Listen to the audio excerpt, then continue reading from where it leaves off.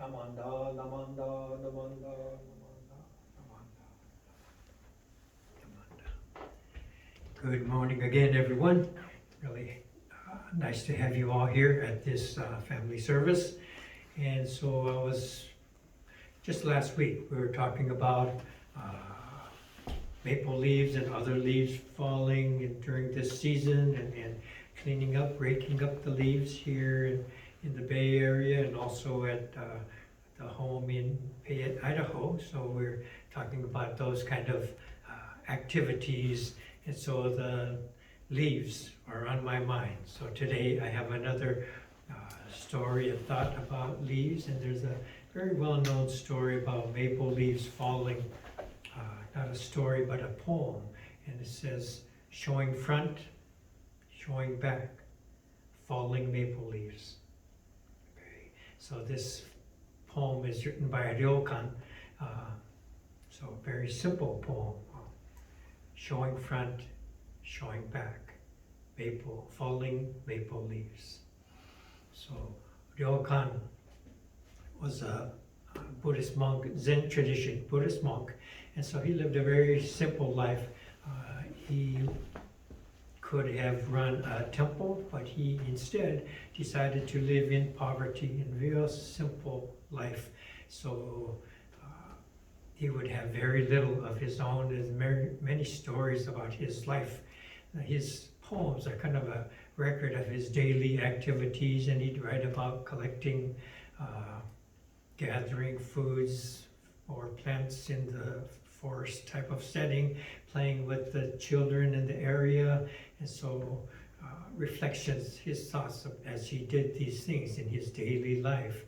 And at the same time, they kind of show how contented, even joyous he was to do such.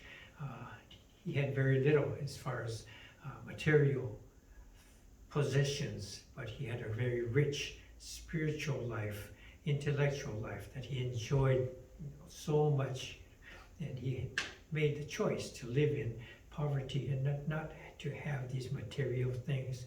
Other stories about him are like when he would sleep and leave his one leg out so mosquitoes could have something to eat, to suck the blood out of his one leg, and he would protect the rest of his body so they wouldn't go hungry. And another well-known story is that a thief came to his house, and all he had was this one blanket that he used day and night to keep himself warm. So he had nothing, and so he felt badly. He thought, gee, I should have gotten something from our neighbors, and at least the thief would have had something to steal. So different kind of thoughts than we might have. So this is one of his very well-known poems, and showing how naturally the leaves would fall, showing front, showing back. But human beings are different, and we always show our best side forward, right? And so we want to look like a certain way to our neighbors, to our friends, how we present ourselves at work. We don't want to show the negativities. Maybe I have thoughts or feelings that I hide, and I show this nice front so everyone thinks I'm a good person. Oh, such a nice sensei. But on the other side, I have these other thoughts that each of us are kind of like this, and we hide. So we show front. If we were leaves, we would just fall like this, right? So maple leaves are different. They show each side of themselves so naturally, showing both sides of themselves. And so we have I have a friend, fellow minister, who also really appreciates the Ryokan poems, and this one in particular. So he had to talk about this. I'm not going to provide his name because I don't want him to know that I'm stealing his story. You may have heard him tell this story, and so I think it's great. But he had, gone back to where he first started his career as a minister and as their guest speaker, and so he went back there after, 10, 20 years, and so some of his past members, oh, Sensei, so nice to see you, nice of you to come back here, and then they add the comment, gee, you got fat. And so he's kind of taken aback and he's still smiling, but deeper in his mind, in his heart, he's thinking, well, look at you. You're got old and wrinkly yourself. And so he didn't say this, but he's thinking this. In this sense, showing his good side and not showing these other negative thoughts that did come to mind. So before he came to his first position, he was young and fit, riding bicycles all over town in Japan to get to where he needed to go. So he's very trim and healthy. And after 20 years of serving as a minister, he had gained some weight. So he didn't look as fit as he used to. So this was his situation. And another story that came to mind is Prince Siddhartha. Before he got married, his father, the king, decided to have all the eligible women come so he could meet them. So all these women were getting ready to come, and they would join and come to the palace. And so they had put their best clothes on and bathed and did their hair nicely and put on nice perfumes so they would get the attention of the prince. And so, he was the most eligible person in the kingdom. So they really wanted to make a real good impression.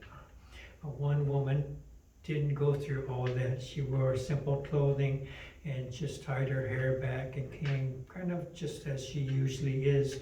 And so the women were there, and she kind of stood out because she didn't go through such a preparation. And so he talked to each of them a little bit, and he asked her, how come you didn't do as the others did? And she told him that she wanted to,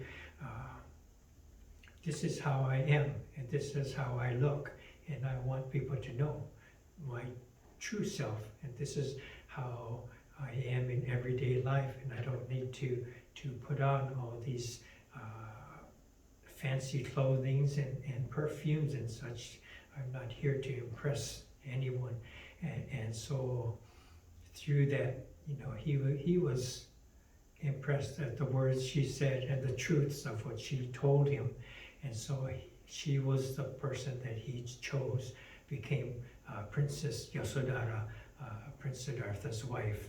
And so this is how he met his wife.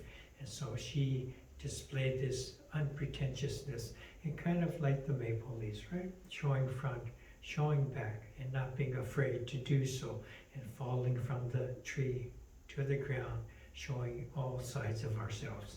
So we can think about how we act, how we protectively show ourselves wherever we go, when we come to the temple, when we come to the doctor's office or the store, how we want to present ourselves. These days it's a little bit different.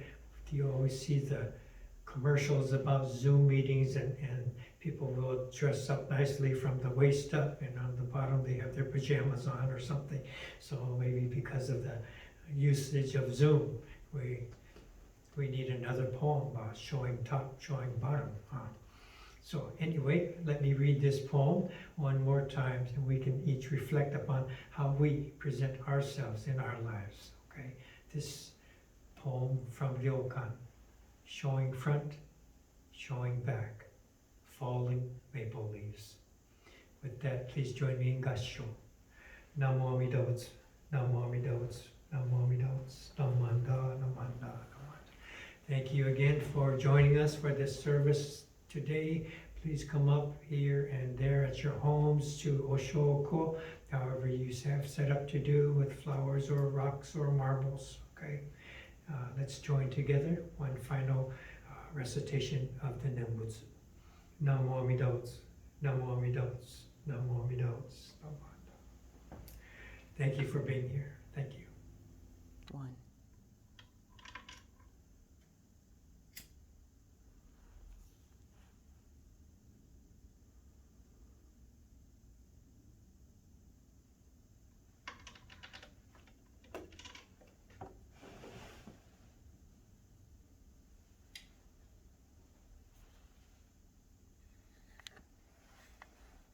Namanda, namanda, namanda, namanda.